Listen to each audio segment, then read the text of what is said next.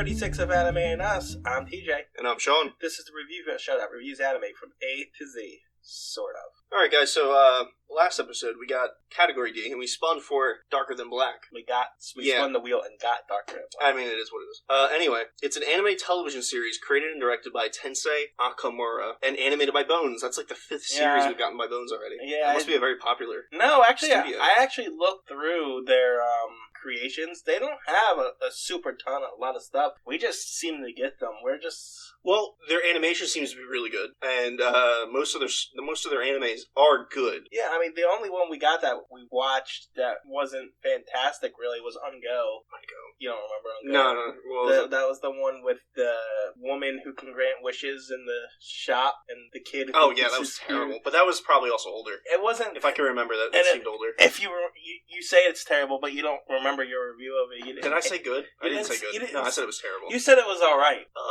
You gave it a middle-of-the-road kind of review. It was terrible. Because My impression of my memory of it, because I can't remember it that much, was that it was terrible. No, there were some good things in it. Alright, so this the plot, I'm going to read from the wiki really quick, and the reason being is that the plot's ambiguous. Certain things are told to you outright, and other things you're just let to find out on your own, which is interesting and all, but... You just don't want to do the premise. Go ahead.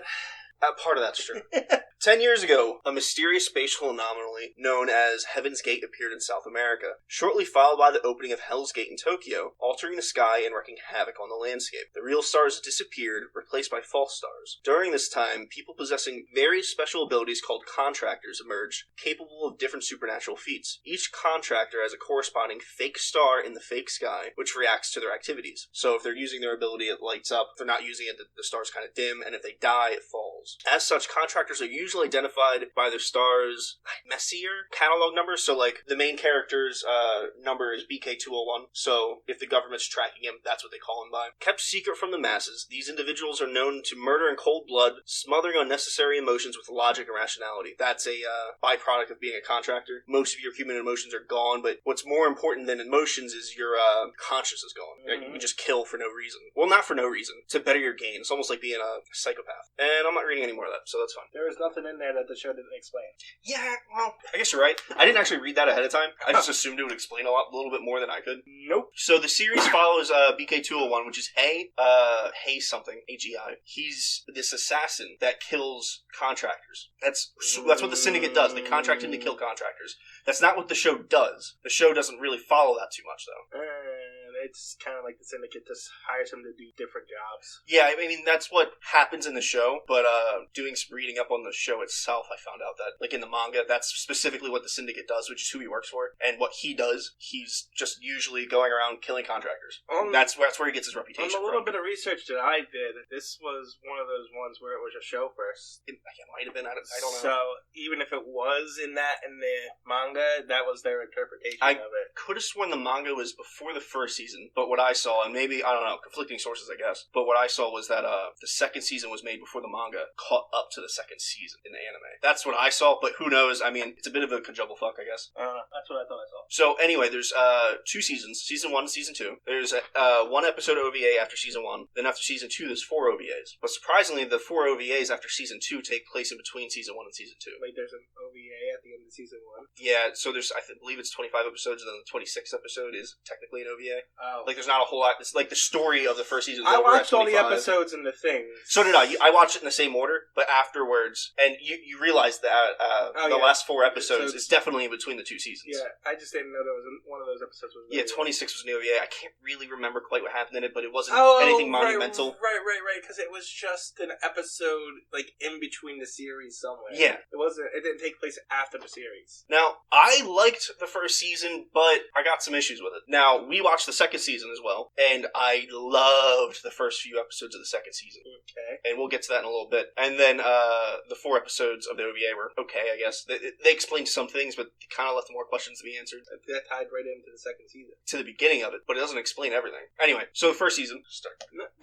First season, you're on a roll! So, what happens in the first season? Stuff, things. The opening scene is a group of government agents led by a female detective, I guess, chasing down a contractor that's running away. And I don't remember what he did, or probably killed someone or something. I don't know what he did, but he was anti-gravity. Yeah, he could sort of make himself float. And BK-201, our antagonist, or antagonist, not antagonist, Grim Reaper, some people call him. He catches up to him and kills him first. Black Reaper. And that seems to be what he is usually doing, from what I've looked up. And he catches up to him and he kills him. And then he gets away when the government agents sort of catch up to him. Right, yeah. His power is electricity. That's his contractor power, because he's obviously a contractor. He's not really a contractor. But he sort of is. No, what's really interesting about contractors is, how we talked about how they all get powers. Yeah. What's really interesting is that they also have a payment for their power. Right. So it could be anything. One guy, was it November 11? What was his name? The November 11? The tall, suave, British dude, blonde hair. No, I think, wasn't November 11? The kid? Okay, so was he September? Yeah, he must have been September. Anyway, so this guy's really cool, and he's a couple episodes into the show. But I can't quite remember his power. It was either... It was ice. It was ice? I thought it looked like he was turning things to stone. Because, no, he used the girl he was with. But it looked like ice sometimes. I think it was ice. She would create water. And he could freeze it. And he would freeze it. Okay, so he could freeze things, and he could, freeze the ground, and let's say you're 5 feet away, he could freeze the ground and then freeze your foot to the ground. So his payment every time he would use his powers, he'd have to have some cigarettes, he'd have to smoke. Other people's powers would be kissing someone. The most interesting part about the payment is it usually goes against everything that you are. So, because, the first you're introduced to the guy who can create ice, and he's given this guy a speech about secondhand smoke, how secondhand smoke kills you. Yeah, that's pretty funny. And firsthand doesn't. So, and that's what contractors are. It goes against what you do. Like in the second season, there's a samurai chick who can use her sword energy blades, and shoots energy out of her sword. But she's gay. But her contract is that she has, in order to keep her powers, is to kiss men. Not just men. She's kissed women too. No. But it says specifically she kissed the men, but she kissed the girl to get the taste. Oh, that's what it was. Yeah, because I remember her saying that. That's hilarious. Yeah. Oh my god. So there was. But interesting enough, and they don't explain this until probably halfway to 3/4 of the way through the first season. You just left to notice it. BK-201, never has a payment. Yeah, no, he doesn't have a payment. So I kind of liked that. I do like things that sort of lead you to figure it out on your own. But if you never figure it out, they should still eventually tell you what's going on. They do tell you. They do with this one thing. They don't with everything. Is what I'm kind of getting at. Okay. So that was really cool.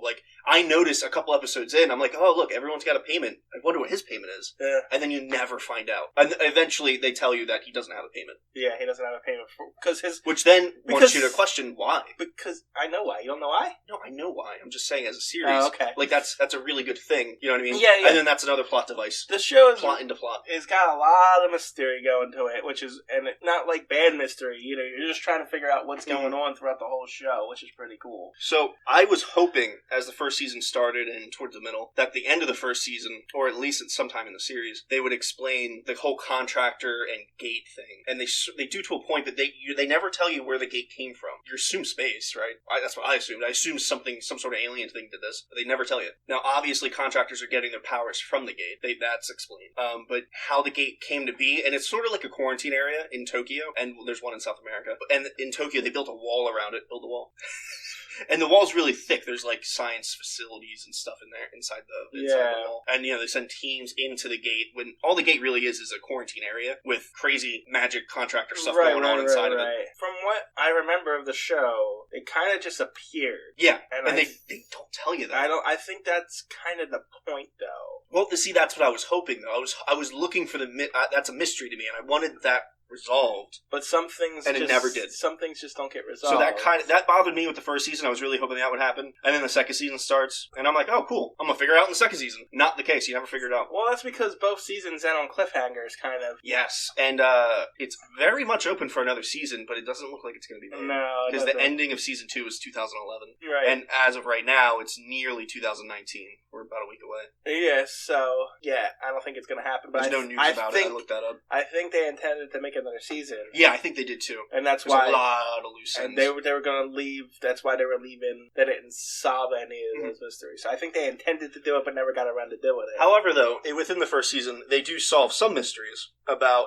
Hayes' previous contractor team that would work for the Syndicate. You find out about all them and everything. Why he's by himself for the most part. I mean, he's got a team member. What's her name? Yen? That's her name. But Yen's not a contractor. She's a doll. She's a doll, but that... We never explained what dolls are. Yeah, I guess we didn't. They're sort of like empty shells of people. Kind of. Well, that's what they're supposed to be, right? They're supposed to be empty shells of people with no consciousness, really. Well, the way they explained it is contractors are people who fail to become dolls. Did they? That's what they said. That's what they said at some point in the show. I don't remember where. Well, I didn't catch that at all. But that's what happened. That's what happened. Yeah, that's interesting. Yeah. So, and dolls are like almost. They can send out like psychic links. Yeah, they have like this blue goop stuff that can not only go into water and like sit in water. So if there's water anywhere, they can see you. They can follow you. Well, each doll has a specific thing. But some of them are like power lines. They sit in the power lines. That was kind of interesting. They didn't really explain all that. Like but Yin, Hayes' doll is... That sounds really bad, Hayes' doll. But,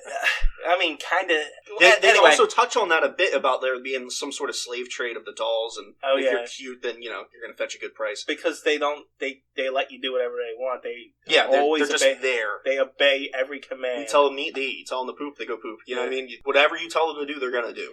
But, like, Yin can send her things out through water. And then there's this little kid, November 11, that works for the MI6, who sends his out through glass. And they can see different things and send their things out to search different areas. So, and then there's the cat, the talking cat. Yeah, well, he was a contractor, too. And then apparently there's a whole subset of contractors like him that can take their consciousness and throw it into animals. Yes. Some can throw it into people, but he could only do animals. And then put it back into himself. But his human body died, so he got stuck in the body of a cat. And he could still jump between animals. Right. But he tended to stay with the cat. Yeah, until the second season where the cat body got killed and he got stuck in a flying squirrel. Yeah, but in the end of the first season, didn't he die? No. I could have sworn he died at the end of the first season, but then he's like, boom, I'm alive. No. He was, where was he? I forget. He wasn't in the ending with Hay and Yin. Yeah. He wasn't there. And then in the first season, he's just back. I think he was with... So what happened at the end? So unless he came back somehow, I just remembered at the end of the first season. So periodically, while he's in the cat, he has to go to like a machine or something. They never show it, but they tell you he had to go to a machine and like keep the animal suppressed so his consciousness can override the animal. And then towards the end of the first season, they're not really with the Syndicate anymore. They're kind of going against them a bit, doing not what they want. No, the Syndicate kind of fell apart. Yeah, so he didn't have access to the machine anymore, and the animal took over and he ran away. So I just assumed he was done after that. And then, bam, beginning of the second season, he's there, and there was no explanation for that I can remember. They said that he survived because he put his consciousness in the machine, and then once the they said? Yeah, they said it in the beginning of the first episode of the second season. Jesus, how did I forget that? Anyway, so that was kind of interesting. He could jump through animals and stuff. There was a pretty funny scene. Well, not really funny, but ironic, I guess. He was stuck in an animal cage, like a cat cage, and he was falling into the water slowly. So he turned into a bird and then flew at a guy and fucking killed the bird immediately. So he had to go back to the cat that was about to drown. This was against another guy who could switch bodies with another human, other humans. Which is a far better power. My God. Yeah. I would never want to do anything, ever. Like, forget fighting or just live inside people forever. Just go jump inside some lady for 5 years, then jump into someone else for 10 years. Yeah, I mean, I guess. But it seems like the contractors kind of give... The contract powers you get kind of give you what you want. Yeah, so if you want power to do something, you're going to do it. Because you just got the power for it. You just have to pay the price for it. Exactly. And they mentioned that we never find out what happens if you don't pay your price, though. Yeah, so September eventually is about to die. He was shot or whatever. But he had to pay his price. And he was like, I think I can skip my price this one time, and he bled out and died. Yeah. So even then, which would have been a perfect opportunity, he could have died from that instead, but he didn't. He died from bleeding out. But they say that, it's contractors melt or something when they die. Yeah, it's they very never showed it, but yeah, they sort of, they were like, that's the rumor. But that's what happens. It's all been myth. It's all myths. No one knows for sure. Yeah, everyone pays their price. Yeah, no matter what it is. So I mean, I like the first season. The overall arc is that BK201 Hay is looking for his sister, and you eventually meet her at the end of the first season. Apparently, she's been inside him the whole time. Yeah, from what I understand, she got fused inside him. That's why he has contractor powers. She doesn't have to pay a price because she's in him. That's the price, essentially. So yes, and he also comes across his old girlfriend. Was it? Yeah, Amber, I believe. Amber was his old girlfriend. Who was also in his team. Her powers was she could see the future, and she gets younger as she does it. Yeah, but I guess that's her price. You get younger when you use it. Yeah, because the other one could see the future too, the cult leader, and she got older. Yeah, that's a shitty. Yeah. That one sucks. I'd rather get younger. So it seems like all the things are tied together in certain ways. Yeah. Like certain powers are tied. There's a lot of opposite powers. So I mean, even same powers. Like I think there was some same powers. Yeah. But they had different prices. There's a pair of brothers in the second season that could levitate things and move them around, and they have the same power. I don't think we figured out what their price was, but because they died in that same episode. Right. Yeah. But you do see that they have the same power, which is interesting. Yeah. So, but throughout the first season, Hay's pretty much likable. Like he's cut off emotionally because the girl he loves has run away and joined some terrorist group or whatever. And his sister's gone. And he's trying to find her. So he's trying to find her. Yen's just an emotionless doll, but throughout the first season, she starts to become more caring, more conscious. They start out with the four people: the cat, Yen, the doll, him, and then a human contract. Yeah. He's not a contract; he's a human. He's a human. He used to be a cop. Yeah, he's sort of like they're tied to the syndicate, is what I'm kind of. Yeah. Got. Whenever they get a mission, he goes and figures it out, and then comes back and says, "Hey, this is the mission." And he kind of hates them at first, and most people that know of contractors do, right? And everybody kind of hates each other at first, and then as the series goes on, they come. It's the cliched story where they all come together and become friends. Yeah, for the most part. He ends up dying at the end of this first season, saving them essentially. Pretty much saving them. Yeah, and you can see in that scene that he definitely cares for them a lot more. Right, and even the cat, who was almost was cowardly and to the point where rational with like a contractor's supposed to be, he even starts to come around and stuff like that. And now part of this is actually even explained in the show throughout the first and second season. Contractors are changing, dolls are changing. Oh yeah, dolls are. That's the whole arc of the second season. Exactly. So that was interesting. There were some strange detours though in this first season. Oh yeah. For some reason, we go to this comedy detective guy. And his assistant cosplay. He's even in the second season, which is great. I love that that's a recurring character for no reason. They didn't need to do that at all. He just kept coming back. And he just came out of nowhere, in the middle. He talks like someone from the 40s. Yeah, like a noir detective. Out of nowhere, in the middle of the first season, it's like the whole series kind of just changed. It just changes for a couple episodes, being focused on them. Really weird. And then and it's not always focused on Hay, too. Sometimes it's focused on, there's a cop detective girl. Yeah, she's the leader of the government agency. Squad, not the whole agency, just the squad. Right, there's a squad that hunts down contractors and stuff like that. Arrests them. Yeah. Tries to, anyway. They're terrible. And there's kind of, love angle with her. Yeah, between her and BK201. Hey. Yeah, that never comes to fruition. Yeah, not at all. She's definitely interested. Yeah. He doesn't give a damn. But they don't even, it's funny, they barely even come into contact. They come into contact 3 times throughout the entire series. And you can definitely tell she wants him, even though she does a good job of not portraying it. Everyone around her is like, hey, we know you got the hots for BK201. Right, so, I mean, it's just, I found that funny, the romance. But actually, there is a romance. There's 2 of them. Him and Amber, which is sort of resolved before the show even starts. He's not interested, but she's interested in him a bit. And then in the OVA, you see him and Yen. Yeah. There's a serious romance there. Yeah. And that leads on to the second season, which is kind of terrible because those 4 episodes should have been before the 2 seasons. You shouldn't have watched those after. Yeah, no. So even though the order of release is first season, second season, 4 episodes of OVA, you should really watch it first season, 4 episodes of OVA, then second season. Right. That's my recommendation anyway. Makes a lot more sense. So yeah, it's pretty much him going through and doing jobs for the syndicate, finding his sister. And, like I was touching on though, he's very likable. Even though he's a bit emotionally cut off, he's a contractor, and everyone he knows and loves is pretty much gone. He doesn't love Yen yet. He loves her at the end of the first season. Yeah. He's got a weird quirk where he eats a whole bunch. Yeah. And that's pretty much him. He's a super skilled assassin. He's got the electric power. And that's sort of the arc of the first season altogether, and that's him as a character. Where are you going with this? You said that he's kind of I'm going with this to lead into his character development in the second season. In the second season, he's not even, like, the main character. No. But, so, he's likable in the first season, right? Uh-huh. And then the second season starts, and immediately, without seeing the OVA 4 episodes in between the season, there's a jump from a very likable character to a drunk that hits 12-year-old girls. Beats them.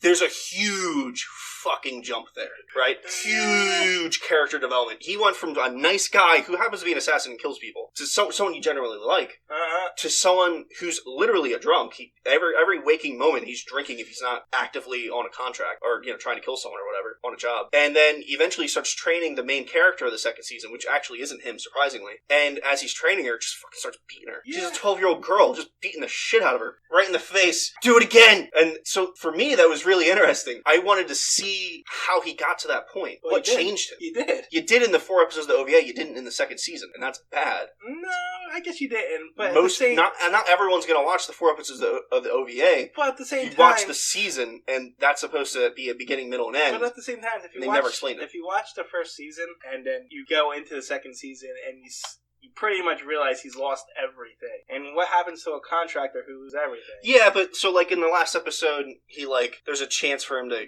take his sister out of him, and he chooses not to, because if her power's inside him, he could sort of save everyone, because everyone's gonna die for some BS reason. But he ends up saving everyone. But he made that choice to keep her inside him, and he seemed really at peace with it. Like, it didn't seem like this was gonna be some internal struggle where he was gonna be hating himself and turn into a drunk. Yeah, no, but there's also... There's a disconnect there between the ending of the first season and the beginning of the second season. You also get the feeling that some time has passed, and obviously definitely. No one else is around him, and he's working for the CIA. Well, definitely. I'm just looking for a reason for give me that. Well, they never gave it. The flashbacks with losing Yin and stuff in the second season was kind of the reason. I think it was... But the OVA completely explains it. He fell in love with Yen, and then she got ripped out of him. The last person he cared about. The OVA explained it perfectly. I just really wish, as a viewer, I'd seen that before the second season. I mean, I guess. It's just... I didn't see too much of an issue with it. I picked up on all the hints that was... Well, maybe I'm a dunce. Anyway, so the second season starts out. Good. I did the first season. You did the second season. No. I'm going to sit back. No. Relax a little bit. You were doing so well. I don't want to... I don't want to... I know, but I do so well, and you're never going to get any better if I keep doing it for you. Yeah, except that I've done whole shows by myself where you just sat there.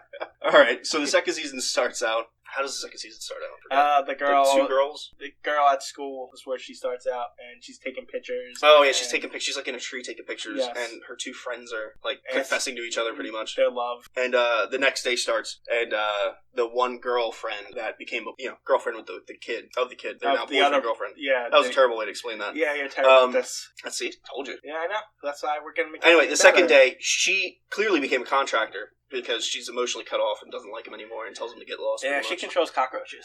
Yeah, that was weird. Now, what I really liked about the second season is that people die. Like, a lot of people die. Oh, yeah, everyone dies. Almost with, like, no build-up to it. Like, probably halfway through the second season, she comes back, the cockroach girl. Yeah, and she gets killed off. And, like, bam, just dead. Yeah, I mean, it resolves gun in the face, bang. So, the girl also becomes a contractor, kind of. It's weird, but... Yeah, her and, weird contractors. They don't really make sense. But she has a twin brother who's also a contractor. He makes copies, but you don't figure that out till near the end. No, the ending's weird too. But she becomes a contractor, and I lost my train of thought. So her contractor power is she has this medallion that her gun comes out of, and it's sort of like a Sailor Moon bit, oh, yeah. where she like, that's what I was getting at. My clothes come off, and then the gun comes out of my bedroom. That was a bit much, but I know why these shows always do that. It's a time save. No, I got you. Right? So if you got a 22-minute episode, and she can transform twice, so that's a minute. But they went through the whole first season without doing it, and then it wasn't. It happened in every episode. The stupid Sailor Moon transformation.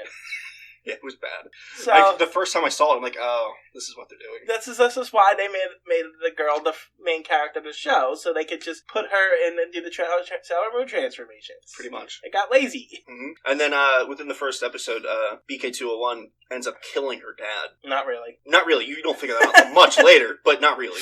But he kills her dad and one of the British MI6 agents. The one, yeah, the drunk one. Well, she was partnered up with September. Yeah, well, two of the MI6 agents were a big part of the first season, and then the lead guy got dead, and then got dead. Yeah, essentially. And then in the second season, they the other one gets killed off, and then Hay ends up with their doll. because Yin's missing. Yeah, November 11th? Yes. Yeah, so November 11th is their doll, and Hay gets him pretty much, and he pairs up with the girl. What's her name? What girl? Sinan? Sio? The girl, the contractor, in the second season. Oh, with the I gun. don't know. I forget her name. Anyway, so she gets this gun. It's an anti-tank rifle. Thing's gigantic. That's her power. It just comes out of the medallion and she can shoot it. One in the chamber and 5 in her pocket. That's how many bullets she gets. Every time she summons it. I remember that. That's oddly specific, but I remember that. I was like, and okay. So November 11th sort of is helping her shoot. So she needs to learn how to shoot. Even though she has the gun, she doesn't really know how to shoot. So he's like, all right, 2 degrees to the left, 1 degree up, and then she shoots and she hits the target. But it took a little while. First couple shots, she kept missing, and BK201 was like, bam! Why are you shoot doing better about this? I don't know. Because you're supposed to be doing this part. But yeah, so that was interesting. Man, that was just so good about the beginning of the second season. And His transformation You keep into saying an asshole. You keep saying that as if it gets bad. So I mean, it doesn't really get bad, but there wasn't really any resolution for it. So at the end of the first season, we didn't get the resolution in the figuring out where the gate came from. So the second season, I'm like, oh, all right, this is what's going to happen. We're going to figure out how this all happened. I mean, and that never happens. They resolved him being a drunk and stuff. They resolved the whole Yin. They did about halfway through. He stops being a drunk because of her, the girl, and then they find. There's actually a very clear moment where she I forget what she did, but she fucked up somehow, and she's like, "All right, hit me, but do the other side because you hit my right side earlier, and I want to equal this or even the swelling out." And he sort of like steps back, and he's like, "Oh damn, I gotta stop drinking." He doesn't say it, but you can see it. So that was interesting. So I mean, essentially, it's just Hay and this girl trying to run from the different government agencies and stuff like that, trying to. Well, she also wants to meet up with her brother, because her dad's dead, and wants to figure all this out. And there's a bunch of clues that there's something not right with her. Yeah, she's a clone. You find out towards the end when her mother's talking to that detective lady that wants to get it on with BK201 that she's apparently a clone and her actual body died. And an explosion or something. Yeah. I don't know. And then you find out later on, it gets in weird. The last 2 episodes, that she's talking to her brother. Was it her brother? The twin? Yeah. No, she was talking to her father because her father was a copy, and apparently, her brother made a copy of her and then made memories for her. Yeah. So her memories aren't even from her body. The memories made up from her brother. Yeah. Which is really weird. So she's not even herself. Like, it's not even like they saved her brain on a memory card and then uploaded it to a body. This show is. This happens, kind of, then it doesn't happen. And it goes back and forth with a couple different things like that. So, essentially, they go through all this, she finds her family, they realize she's a clone, and at the end, they find Yin, and they kill Yin, because Yin, in the OVAs, Yin was... They don't kill her. Yes, they do. He does. I don't think he kills her. Yes, he does. I'm pretty sure he doesn't. I'm pretty sure he just holds her. No, she's... The whole point of the OVA was that she was evolving and becoming this great destructive force or something that they had to do, and at the end, he went and killed her, and that's how she became this great thing, and that leads into the second season. At the end of it, they find Yin again, and she's like, all right, now you can kill me. He smiles, kills her, and then at the last scene with him, it's him walking away with her dead corpse. Oh, okay. I guess I didn't catch that. Anyway, so what was, real quick, was interesting is the second episode of the second season, he loses his powers. Oh, yeah. That was pretty cool. And then right towards the end, he gets them back again. Yeah. You see his star starts to brighten up. Not right towards the end, that was the end. That was the end, yeah. So his star brightens up, and the government agency's like, oh, look, power's back. Yeah, that's great. Yeah, so, I mean, that was sort of a way to depower him, so he wasn't overpowered for the whole second season. He wasn't ever really overpowered in the first place. He gets his butt kicked a lot. He does, but he always comes out on top. Yeah, but still, Anyway, I like the series. I did too. It's got some issues, I wouldn't say plot holes, but just areas that could have been improved upon. What season did you like best? I like the second season more. Yeah? You know what I like? Even without getting the resolution that I wanted within the second season, I still liked it more, because there's such a character development. You know what I like best, believe it or not? The 4 OVAs in the middle. They were good. Oh yeah, like, you definitely need those in the show. You can't just watch season 1 and season 2. You need those 4 OVAs. I just like the relationship between him and Yin throughout the whole thing. It's the development of everything that happened. I thought that was the strongest part of the show. So. Yeah, I think so. I think you're right. So the OVA might be better. There's some good fight scenes in it too. Yeah. The one girl who can like change gravity, so like she can force you to sort of lay in the ground and then like. Oh yes. But in order to keep doing it and to up the gravitational force to make you hit the ground harder, she has to take clothes off. That's her payment. While she's using it, she has to take clothes off. But the best explanation to describe her powers, it's Dragon Ball Z 100 times gravity. Oh, yeah. Oh, perfect. But also, not nudity, because they never show you nudity. No. But, Yeah, she wears layers and layers of hunt clothes. So there's one scene, the last scene, right when she dies, she's pushing BK-201 into the crowd, and with the angle, you don't see it, but you see her taking her panties off, and he gets a full view. That's hilarious. I loved it. Yeah, this was a good show. It was alright. It's got some issues, I think. What kind of rating do you think? Well, I think this was one of the better ones that we watched. Sorry for all the clicking, by the way. I accidentally something. Yeah, I noticed. Stop clicking stuff. So I think it was... Well, especially compared to all the shit we've got. Yeah, it's above all that. That's the problem with doing this show. It's just, we've been exposed to some really bad stuff, so when we get something good, and especially a streak of good, we get really lenient with the stuff that... Yeah, this was good enough to be really lenient with a lot of things. Yeah, so, I mean, I'm leaning towards a 7 myself. 7 sounds pretty good. This is all the great stuff we've given, like, 8.5 and higher, I would say. Not Elfie and Leah, Eden of the East, I think we gave like a 9 or something, right? 8. 8? Wow. I just wanted it was a little higher. Well, that was also because, we were still kind of really harsh on everything. That's true. I don't know if this is that close to Eden of the East, though. I have fond memories of that anime. 7 is more good but average, whereas 8 is kind of fantastic. It's true. That's a big jump there. I'm going to have to go with 6.5. You and your points.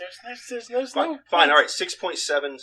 Whatever. That's what I'm going with. Next category. Oh, God. I'm worried about this. Is E. E's a really short category. There's not too many anime within E. And I clicked through a couple of them. Some of them are really short. There's only a couple episodes. Some of them look fucking terrible. I like the Freudian slip when you said Elfin lied. Leah, Elfin lied. How do you pronounce it? I'm assuming Elfin lied. Or is it Elfin lied? That is, yeah.